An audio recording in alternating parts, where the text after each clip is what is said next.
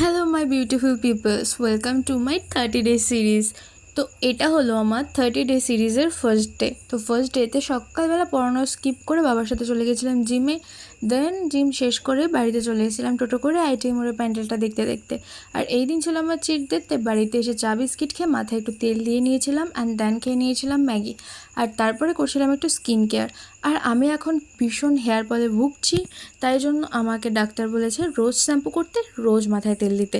আর দেন skin care শেষ করে একেবারে স্নান সেরে এসে মুখে ময়শ্চারাইজার অ্যাপ্লাই করলাম, কারণ স্কিন কেয়ারের পর moisturiser apply must. And then lunch করে চলে গেছিলাম পড়াতে। তো একটা পড়ানো ছেড়ে সেখান থেকে টোটো করে চলে গেছিলাম আরেকটা জায়গায় পড়াতে।